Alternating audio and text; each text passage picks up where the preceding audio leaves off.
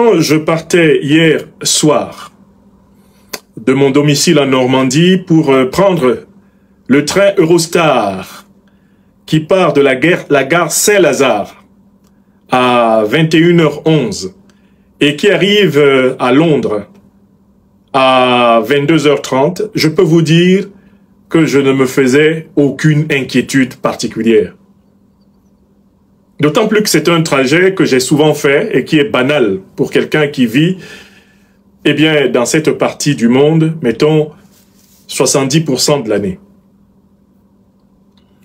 Donc, c'est sans m'inquiéter de quoi que ce soit que je me suis rendu, gare du Nord, aux formalités de passage, de sortie du territoire français pour entrer dans le territoire britannique. Vous devez savoir que quand vous prenez le train Eurostar, vous passez le contrôle des frontières françaises, et puis juste après le contrôle des frontières françaises, vous passez le contrôle des frontières britanniques. Et c'est après avoir passé le contrôle des frontières britanniques que vous entrez dans l'Eurostar, où désormais vous êtes en fait en quelque sorte sous la responsabilité de la Grande-Bretagne. Donc j'arrive heureusement, comme toujours, à temps, au contrôle de sortie au niveau du poste français. Et là, l'agent de police des frontières qui récupère mon passeport prend pratiquement 30 à 40 minutes avec mon passeport à converser avec ses collègues à lui. Et puis revient me voir, il est pratiquement 20h45 quand il revient me voir et me remet mon passeport en me disant « Vous pouvez y aller ». Donc, je lui demande « Mais monsieur l'agent de police, expliquez-moi pourquoi depuis 30 minutes, voire plus, vous détenez mon passeport. Quel est le motif qui est inscrit dans vos ordinateurs? Parce que ça fait 2 à 3 ans maintenant que je suis systématiquement retardé aux entrées et surtout aux sorties du territoire français. Alors que je ne suis l'objet d'aucune procédure, je ne suis poursuivi par personne, c'est plutôt moi qui me défends. On ne m'accuse de rien, formellement, il n'y a aucun juge qui m'a signifié quoi que ce soit, je ne suis mêlé à aucun délit, à aucun crime. Qu'est-ce que cela veut dire? Expliquez-moi, parce que mon avocat, Maître Ndifutao Woshawo Aboubek, à ma demande, a déjà adressé des demandes d'explication aux autorités françaises, lesquels ne veulent pas s'expliquer. Le directeur du service dit des étrangers ayant même refusé de recevoir la lettre recommandée que l'avocat lui a servi pour lui demander de nous expliquer pourquoi je suis l'objet de cette tracasserie. Donc, au moment où je me dirige du poste de police des frontières françaises vers le poste de police britannique, l'agent de police français revient courir vers moi et me demander de lui donner encore mon passeport parce qu'il aurait une dernière chose à vérifier. Je suis déjà passé par le poste de contrôle. Je suis en train d'aller vers le poste britannique et l'agent français me court après pour me demander de lui redonner mon passeport. Alors là, à ce moment-là, je me rends compte qu'en fait, ils veulent tout faire pour me faire rater mon train. Parce que le train, il doit partir à 21h11. Je dis, mais c'est pas possible, qu'est-ce qu'ils veulent, ces gens-là? Ils m'ont déjà bouffé 30 minutes. Ils m'ont remis le passeport, je vais faire le deuxième contrôle. Ils recommencent, et donc à ce moment-là, vraiment, je m'adresse fermement à l'agent de police, qui d'ailleurs avait une apparence d'un Français issu de l'immigration. Je lui dis, vous savez, les ordres que le régime Macron vous donne contre moi vont se retourner contre nous tous ici en France. On vous donne des ordres illégaux et illégitimes contre des citoyens, vous ne devez pas les exécuter. Parce que les exécuter, c'est faire ce qu'on va vous faire. Moi, je suis un fonctionnaire de l'enseignement en France. Vous, vous êtes un fonctionnaire de police. On vous demande de me maltraiter et après, on va vous maltraiter. On crée une jurisprudence qui consiste à persécuter des citoyens qui n'ont rien fait, uniquement parce qu'il y a des politiques qui manipulent l'administration. Donc, j'ai cet échange-là avec 3 ou 4 policiers de l'immigration française qui sont venus argumenter parce que le jeune policier à qui je l'explique vraiment était compatissant. Il était dépassé. En fait, on lui avait ordonné de traîner à nouveau avec mon passeport. Il traîne avec mon passeport, il me le redonne, il est pratiquement 48, 49, 50.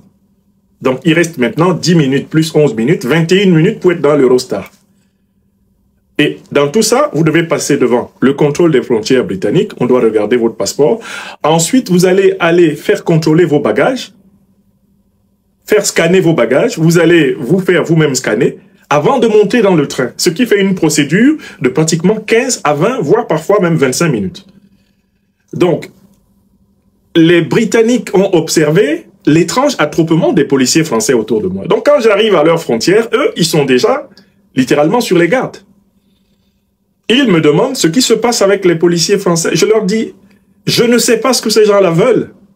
Moi, je suis un écrivain, je suis un conférencier, je suis un intellectuel, j'en suis à 25 à 30 ouvrages publiés, des milliers de conférences. Je produis des idées, je critique la politique africaine de la France, ça c'est vrai. Et je sais que cela dérange les dictateurs africains et ça dérange leurs complices en France. Mais c'est pas une raison de ne pas respecter les lois auxquelles nous sommes tous supposés être soumis.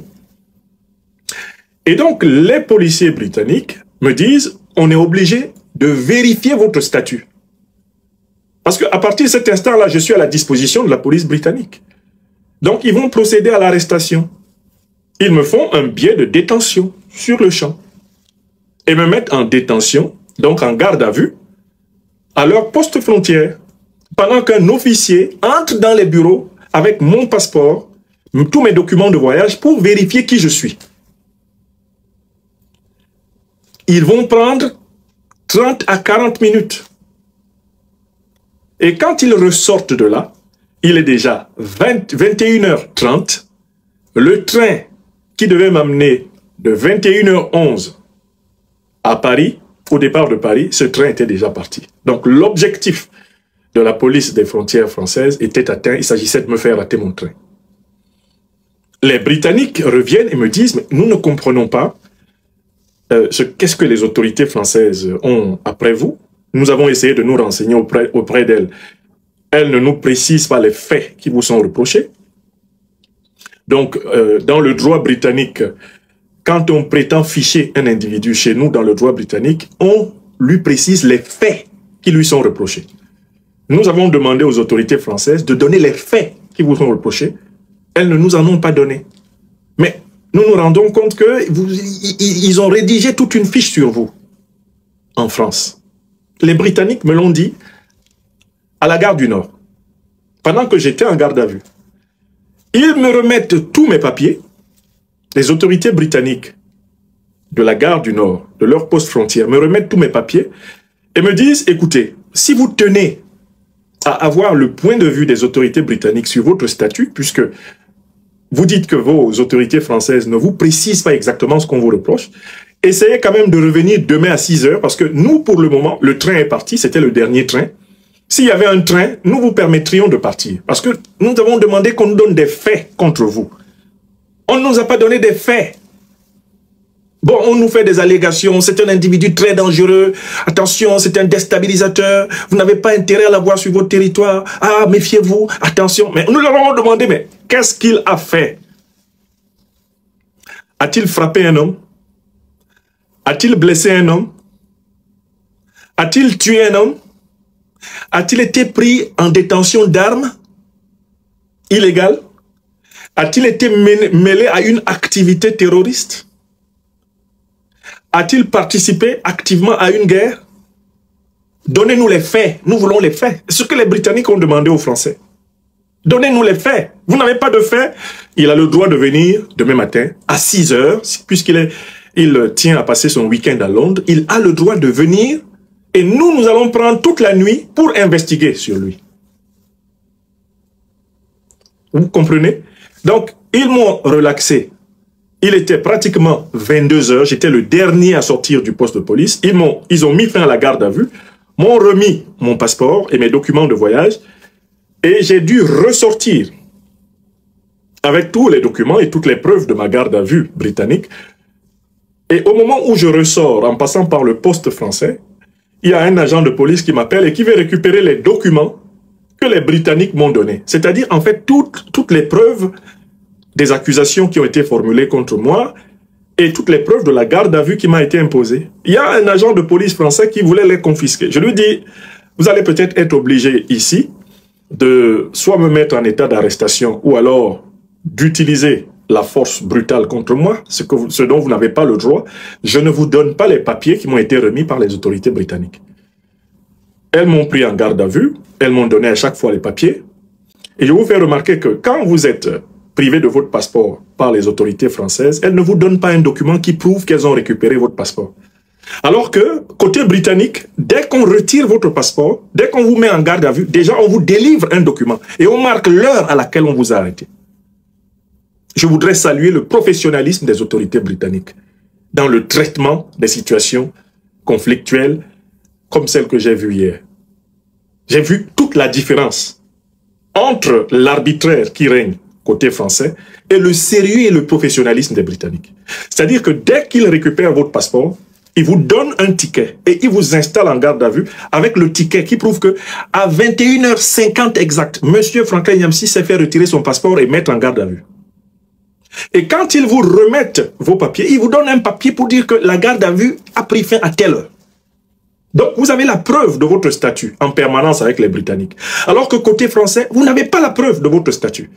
Ils vous prennent votre passeport, vous n'avez aucune preuve qu'ils vous ont pris votre passeport, puisqu'en plus, vous n'avez pas la permission de les filmer.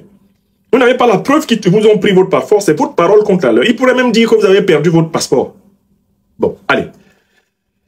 Je ressors donc, après avoir échangé avec les agents de police français, pour leur expliquer que ce qu'on leur demande de me faire et de faire à des gens comme moi va se retourner contre nous tous en France.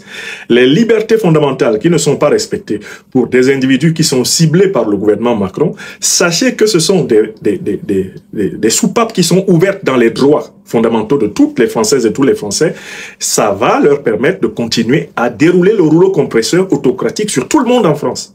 Je me suis arrêté au poste de police et j'ai été très marqué par le fait que tous les agents de police qui étaient en fin de service au poste m'ont écouté. C'était presque une conférence que j'ai délivrée à la gare du Nord pour leur expliquer le danger qu'il y a à appliquer des décisions de justice.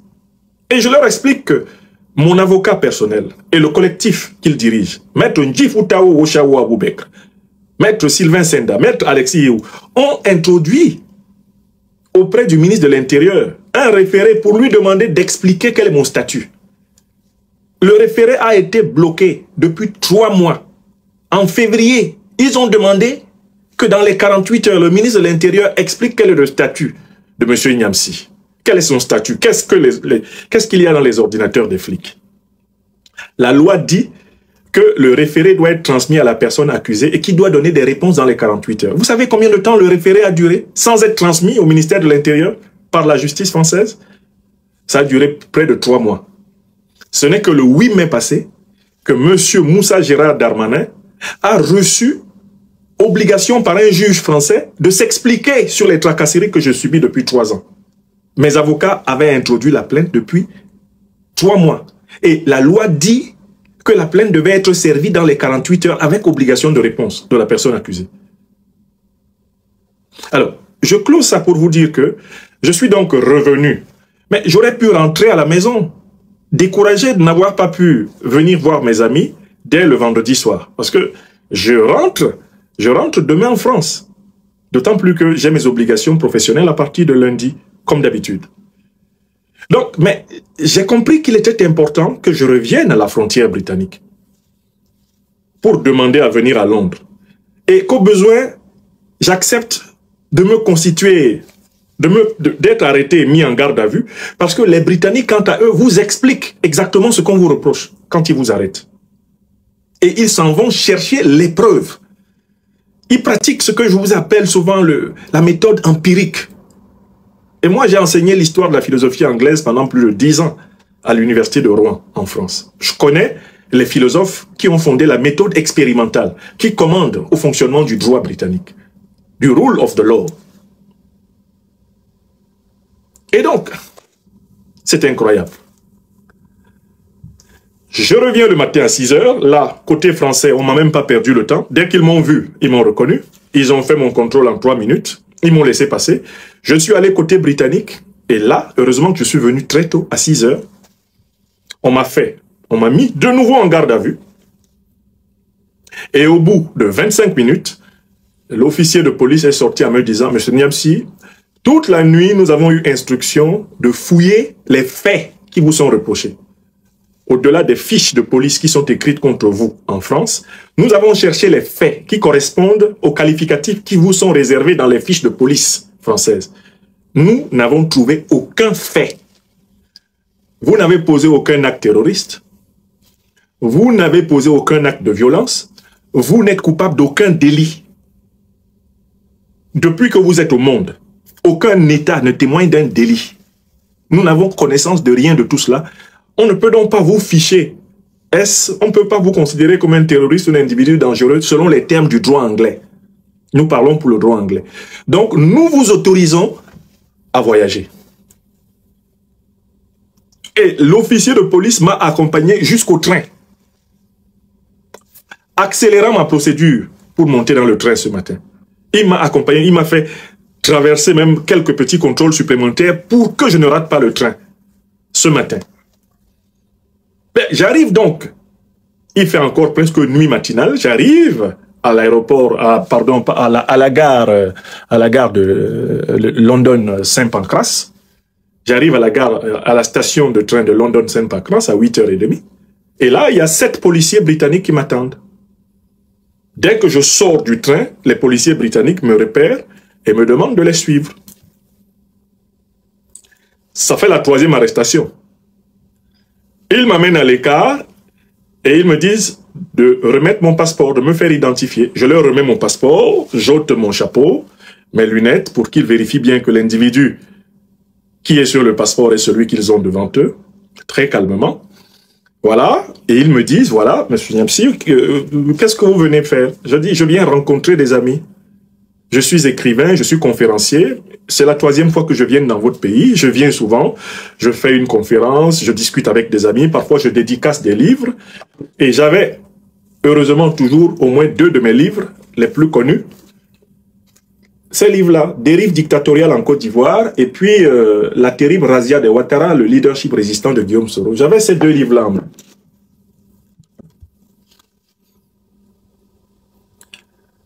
C'est alors que l'officier de police me regarde dans les yeux et me dit, mais monsieur Niamsi, qu'est-ce que vous avez en particulier avec le président d'un pays africain qui s'appelle Alassane Ouattara? Parce que l'essentiel des charges que nous avons contre vous, les rapports de police et même la demande que vous soyez arrêté viennent de ce monsieur. Monsieur Alassane Ouattara, qui est président d'un pays qui doit s'appeler Ivory Coast, Côte d'Ivoire, Monsieur Alassane Draman Ouattara, son administration a fait circuler une notice de police demandant que vous soyez arrêté et si possible même extradé chez lui. Qu'est-ce que vous avez contre lui? Qu'est-ce que vous avez avec lui? Je dis, mais écoutez, je n'ai aucun problème personnel avec ce monsieur. La seule chose qu'il me reproche, c'est de critiquer sa dictature. Et je leur montre à nouveau mes livres. Je sors mes livres de mon sac, je dis, I am a writer, I am a speaker. I denounce African dictatorships and I denounce also the involvement of the corrupted, a part of the corrupted French elite in African dictatorships. Je dénonce les dictatures africaines et je dénonce l'appui que les régimes mafieux de la France-Afrique apportent aux dictatures africaines. Donc c'est sans doute pour cela que ce monsieur m'en veut. Et je leur pose la question. You, British authorities, you have one of the best secret services of the world called Scotland Yard. Vous avez l'un des meilleurs services de sécurité au monde. Depuis hier, à 20h55, quand vous m'avez mis pour la première fois en état d'arrestation à la gare du Nord, je me suis mis à votre disposition. Je suis sorti de la gare du Nord, de la garde à vue à 22h. J'aurais pu rentrer chez moi en Normandie. J'aurais pu aller dormir dans un hôtel si j'étais fatigué et puis le lendemain matin rentrer à Rouen. Je suis revenu à 6h. Demander à entrer dans le territoire britannique. Dites-moi, quelqu'un qui se reproche des choses, que ce soit contre la France, ou qui se reproche des choses contre la Grande-Bretagne, contre l'Angleterre, est-ce qu'il peut se présenter 2 fois après avoir été arrêté? Première chose. Deuxième chose, vous avez Scotland Yard. Scotland Yard est mieux renseigné que moi, Franklin Nyamsi. Vous avez checké depuis hier à 21h. Depuis hier à 21h, vous avez checké. Est-ce que vous avez trouvé qu'il y a un seul fait, un seul acte que j'ai posé sur cette terre des hommes qui correspond à l'attribut terroriste? Vous avez trouvé un seul fait, un seul acte qui correspond à l'attribut criminel? Vous avez trouvé un seul fait, un seul acte qui correspond à l'activité individu violent? Vous avez trouvé un seul acte qui correspond à l'activité individu pris avec des armes illégales? Est-ce que vous avez trouvé un seul acte? Les officiers me disent, si nous vous avons laissé entrer, c'est parce que nous n'avons rien trouvé contre vous. Donc nous tenons à vous dire qu'au terme de la loi britannique, vous avez le droit d'entrer et de vous exprimer librement en Angleterre, sans violence. La seule limite, aucune action violente, aucune atteinte au bien public, aucune atteinte à la paix et à la sécurité de notre peuple. Tant que vous n'exercez que ce que nous appelons en anglais « freedom of speech », la liberté d'expression. Tant que vous n'exercez que ce que nous appelons en anglais « freedom of thought », la liberté de penser. Tant que vous ne vous contenterez essentiellement d'écrire des livres pour exprimer vos opinions, l'Angleterre ne vous refoulera pas. Nous sommes venus vous attendre pour vous dire que nous n'avons rien trouvé qui corresponde au qualificatif et que nous n'allons pas faire prospérer un mandat d'arrêt de connotation politique. Et l'officier me dit, je vous donne un conseil, quand vous allez en Afrique, surveillez bien les pays dans lesquels vous entrez, parce que si celui qui a juré de vous arrêter, M. Ouattara, a des entrées dans un certain nombre de pays, il est possible que le droit international ne soit pas respecté et que dans ce cas-là, vous soyez littéralement kidnappé. Ça ne se passera pas en Angleterre. Et qui plus est, la police française vous a permis de passer après un contrôle de 40 minutes. Ce qui prouve qu'en réalité, vous êtes l'objet de mesures de type politique. Si vous étiez objectivement auteur d'actes terroristes, auteur d'actes de malfaisance, auteur d'actes de déstabilisation, vous ne vous présenteriez pas à nos frontières. Parce que chez nous, la loi est impitoyable envers ceux qui posent de tels actes. Et je leur dis, mais pourtant, je me suis présenté 2 fois. Hier, j'ai été mis en garde à vue. N'est-ce pas? J'ai été mis en garde à vue, il était 20h50. J'ai été libéré à 22h. Je suis allé dormir dans un hôtel face à la gare. Je suis revenu à 6h du matin. Vous m'avez remis en garde à vue. Je suis resté en garde à vue parce que je voulais absolument que vous continuiez à fouiller et à me dire ce qu'il y a dans mon dossier, ce qu'on me reproche. Maintenant, je suis arrivé à Londres. Vous m'arrêtez à nouveau. Et là, vous constatez que je ne suis qu'un écrivain, un intellectuel politique. Vous constatez que je suis quelqu'un qui se bat par le cerveau et la plume. Le cerveau, la plume, la voix, la pensée. Et je voudrais vous dire que, avant d'aller rencontrer mes amis cet après-midi, mes amis, les amis de la Côte d'Ivoire, les amis de l'Afrique, qui m'ont invité ici, lors de la conférence que je donnerai, lorsque je serai rentré à mon lieu de résidence à Londres, je saluerai le professionnalisme des autorités britanniques. Ce professionnalisme contraste avec la grossièreté, avec la partialité, avec l'amateurisme, avec la tatillonnerie que j'ai observé en France et qui explique sans doute le comportement des États néocoloniaux issus de la cuisse du colonialisme français. Le comportement que les Ouattara, que les satrapes reptiliens africains ont contre nous, notamment en Afrique dite francophone, est une copie du comportement de leur maître formateur. J'étais agréablement surpris. Je dis bien agréablement surpris par le fait que la police britannique ne me dise pas que le dictateur de mon pays natal, Paul Biya, a formulé un mandat d'arrêt international contre moi. Lui, je le critique depuis plus de 25 ans. Je dis, depuis plus de 25 ans. Tout ce qu'il fait, c'est de m'empêcher de rentrer dans mon pays natal. Mais il n'a pas envoyé un mandat d'arrêt international contre moi. J'ai écrit critique la tragédie camerounaise. J'ai écrit dire adieu pour demain. Je martèle la dictature camerounaise. Bien n'envoie pas de mandat d'arrêt. Ouattara Draman, que j'ai défendu un temps au nom du panafricanisme, pour qu'il soit intégré et accepté dans la nation ivoirienne, c'est lui qui veut me kidnapper. Plus de 10 fois déjà, il a essayé de kidnapper mon ami et frère, mon leader du mouvement Génération et Peuple Solidaire, Guillaume Kibafouri Soro. Il l'a loupé. Et il semble que je suis le numéro 2 sur sa liste. Non, celui-là, je l'aurai, hein. Je l'aurai.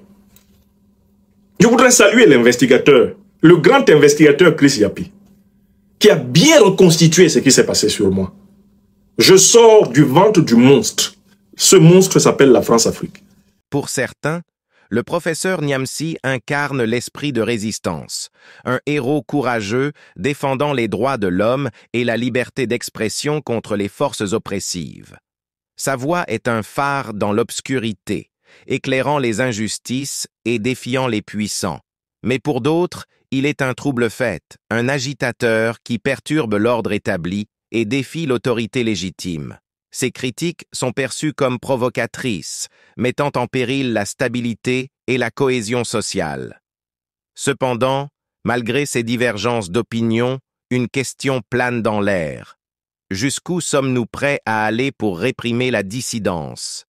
Jusqu'où sommes-nous prêts à sacrifier nos principes fondamentaux au nom de la sécurité et de la stabilité? Et maintenant, chers téléspectateurs, la parole vous est donnée.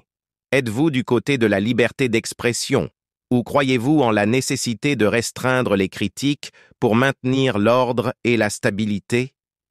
Nous sommes impatients de connaître vos réponses et de poursuivre ce débat essentiel sur les limites de la liberté et de la démocratie sur des pays soi-disant démocratiques.